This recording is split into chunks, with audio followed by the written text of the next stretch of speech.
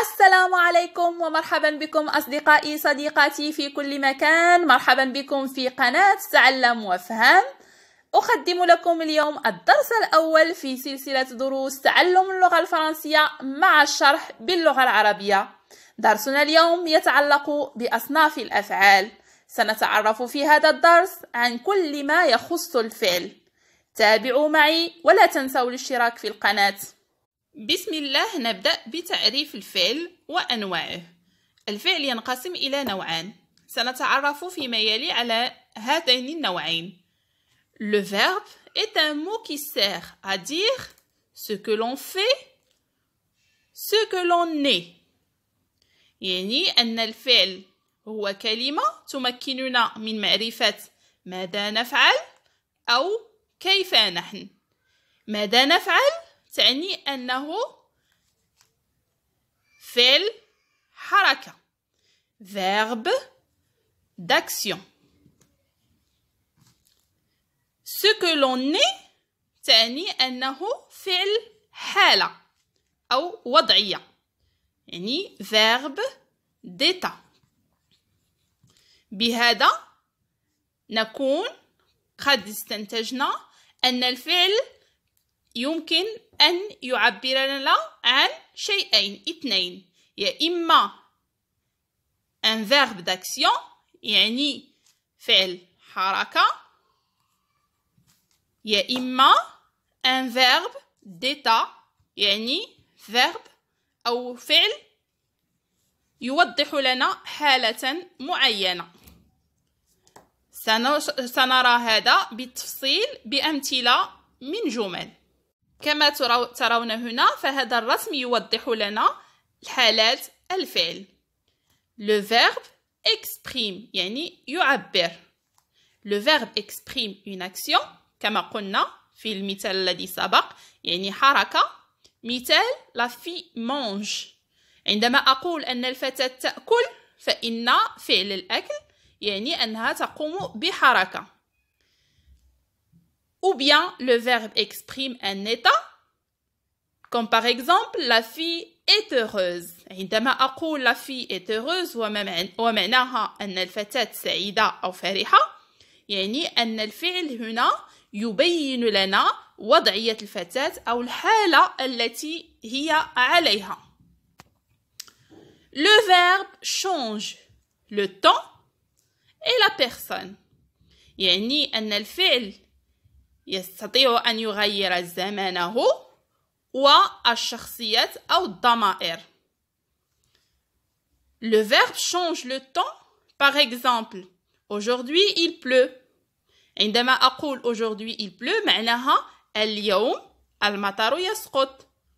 أو demain il pleuvra يعني أن غدا سيسقط المطر. يعني هنا aujourd'hui تعني الحاضر le présent. demain le futur بما معناه المستقبل، يعني أن الفعل يتغير بتغير الزمان. وأيضا فإن الفعل يتغير بتغير الضمائر. مثال je joue بما معناه أنا ألعب. وفي المثال الثاني nous jouons نحن نلعب، يعني أن الفعل يتغير مع تغير الضمائر والزمان. هنا ننتقل إلى تقسيمات الفعل. الفعل ينقسم بدوره إلى 3 مجموعات. Le premier groupe, le deuxième groupe et le troisième groupe. سنعود لهذا بالتفصيل في دروس قادمة إن شاء الله. فالآن سنتطرق إلى شرح بسيط. عندما نقول un verbe du premier groupe أو فعل من المجموعة الأولى، يعني أن الفعل يجب أن تكون نهايته ب ER إلا sauf le verbe aller. Le verbe aller مع أنه ينتهي ب ER فإنه لن ينتمي إلى المجموعة رقم 1 بل إننا نجده في المجموعة رقم 3. سنرى لماذا في دروس مقبلة.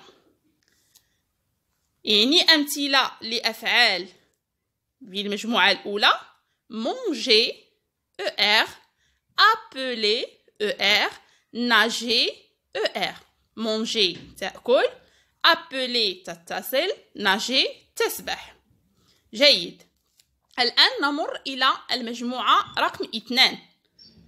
المجموعة رقم 2 كل أفعالها تنتهي ب ER، وعندما نصرفها في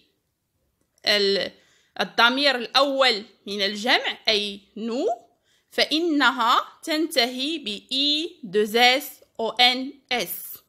هذا في الحاضر، في الزمن الحاضر أي le présent. Comme par exemple le verbe finir انهيت، obéir أطيع، franchir أعبر. نمر إلى المجموعة الثالثة. Les verbes du troisième groupe أو أفعال المجموعة الثالثة فهي مجموعة مختلفة. يعني أستطيع أن أجد أفعال تنتهي ب ER، أفعال تنتهي ب RE، أفعال تنتهي ب voir، aller، être et avoir. Voir comme voir، prendre، partir. أرى، أخذ، partir، أذهب. وهذه الأفعال التي جمعت هنا في المجموعة الثالثة أو le troisième groupe، فهذا le troisième groupe سأشرح لكم الفرق. هنا في le premier groupe الأفعال تتصرف في جميع les temps أو الأزمان، يعني الحاضر، المستقبل، الماضي، بنفس الطريقة. كيكون واحد التغيير الذي يسري على جميع الأفعال. نفس الشيء بالنسبة للفيرب دو دوزيام جروب. وهنا بالنسبة للأفعال ديال التروازيام جروب أو المجموعة الثالثة فهي أفعال تتغير.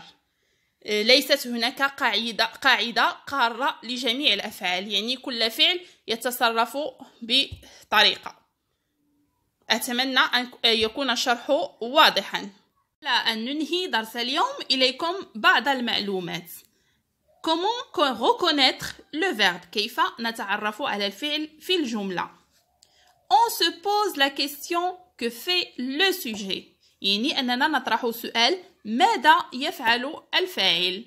Exemple يعني مثال: les enfants travaillent. بما أن les enfants هي الفاعل le sujet نطرح السؤال que font les enfants؟ ماذا يفعل الأطفال؟ فالجواب les enfants travaillent. إذن travail هي الفعل le verbe. في المثال الثاني on peut encadrer le verbe par ne pas, ne jamais.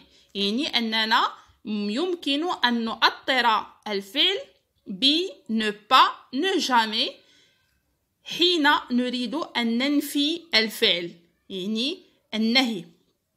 Les enfants ne travaillent pas، يعني الأطفال لا يشتغلون أو لا يعملون. Les enfants ne travaillent pas. نضع الفعل في الوسط ومن الطرفين يكون ne et pas، يعني أننا نؤطر الفعل.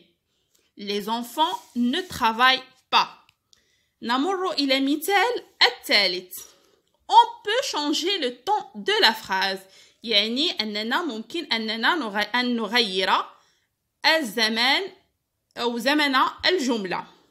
Les enfants travaillent يعني أننا نتكلم عن الحاضر le présent. حينما أضيف c'est un indicateur temporel يعني هذه الكلمة تعبر لنا عن الزمان hier بما معناه أمس. Hier les enfants travaillaient c'est du passé يعني أن الجملة أصبحت في الماضي. hier تعني أمس. les enfants travaillaient. كما تلاحظون نهاية الفعل تغيرت. في الحاضر كانت ENT. في هنا فهو l'imparfait.